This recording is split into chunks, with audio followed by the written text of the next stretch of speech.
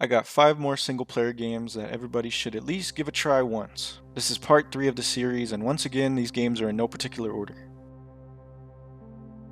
Our first selection is Fallout New Vegas. It is set in a world that deviated onto an alternate timeline thanks to the atomic age technology, which eventually led to a global nuclear apocalypse in the year 2077 in an event referred to as the Great War.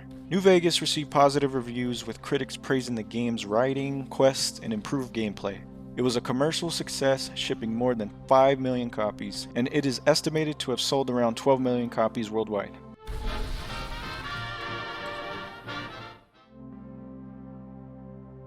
Next, we have Borderlands 2.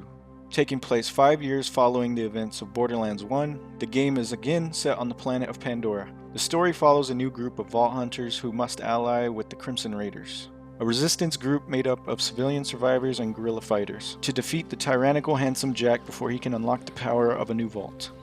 The game received universal acclaim upon release. Critics generally praised the game's visuals, writing, gameplay, and online multiplayer, as well as its variety of guns. I mean, come on, there's a ton of guns in this game. You can still enjoy this title as a single player game, so don't get freaked out about multiplayer, although multiplayer does make it pretty damn fun. Grand Theft Auto 5. What a game. Set within the fictional state of San Andreas, based on Southern California, the single player story follows 3 protagonists: retired bank robber Michael DeSanta, street gangster Franklin Clinton, and drug dealer and gun runner Trevor Phillips, in their attempts to commit heists while under pressure from corrupt government agency and powerful criminals. The game broke industry sales records and became the fastest selling entertainment product in history, earning $800 million in its first day and $1 billion in its first 3 days. This game just took over the world from 2013. I mean, it's still going strong, but I mean, for a couple of years there, it was the most popular, obviously, and so much detail in that game. Not only multiplayer, but the single player itself is just phenomenal. I thought they broke ground with the idea of switching between 3 characters and having 3 individual storylines. I thought that was pretty awesome. Check it out if you haven't. I'm sure most of you have. God of War Ragnarok. The game is set in ancient Scandinavia and features series protagonist Kratos and his teenage son, Atreus.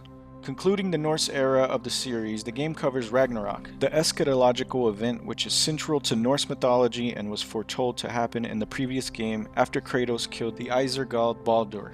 It features combo-based combat and as well as puzzle and role-playing elements. Who's keeping you safe? I do not need you to protect me.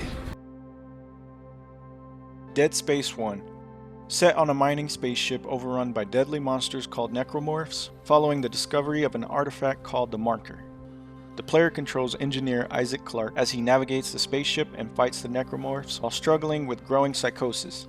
It was praised for its atmosphere, gameplay, and sound design. This game will make you feel like you're actually in the spaceship. It's got a lot of ambience and spookiness to it, so I think most people will enjoy this game on their first playthrough. I mean, even if you try to play on impossible mode, it's always a great experience to play. These were 5 more single player games that everybody should try at least once. Thank you for taking the time to watch this video.